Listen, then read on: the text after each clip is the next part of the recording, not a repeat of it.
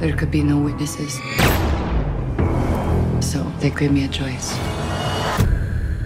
Die or become a sparrow. Despite what you may have heard, there are other films available at the multiplex besides Marvel's Black Panther.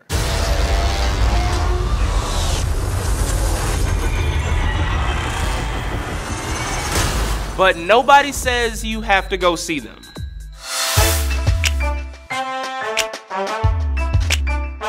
Wait! Which side of the road is it? For God's sake, just drive. Okay, calm down.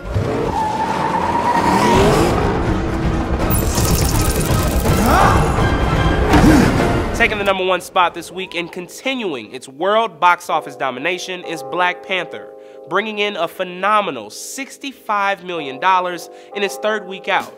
This type of momentum at the box office 3 weeks after a film's debut is unheard of, and as you might imagine, it's paying off for Marvel Studios. Now might be a really good time for you to get angry.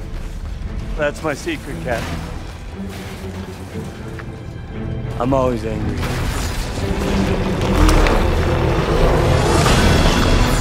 After bringing in $500 million domestically in just 3 weeks, Black Panther only falls behind Marvel's The Avengers in US ticket sales, making it the second highest grossing Marvel film of all time.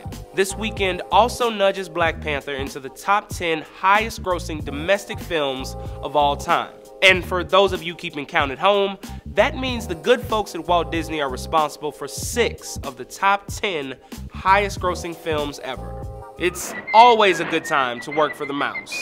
On to #2. There is a traitor in the government. His last known contact is an American. Get close to him. Taking the #2 spot this week is J. Law's Red Sparrow, bringing in an estimated $17 million in its first week out. For a Jennifer Lawrence film that doesn't take place in District 12 or feature any mutants, this is a solid opening.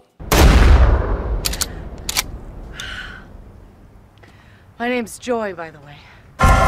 Excluding The Hunger Games and X-Men, it's essentially tied with Joy for Lawrence's best film debut, although critics might tell you Joy was a marginally better film.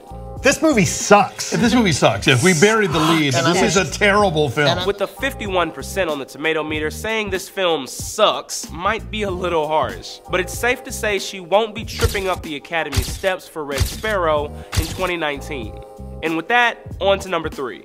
Last but not least is Death Wish, bringing in an estimated $13 million in its first week out. Unlike with Red Sparrow, I think this film sucks is a totally fair description. As for next week, Oprah in Wonderland takes over your local theater. You're kidding. Do I look like I'm kidding? A little. I'm not. I'm not.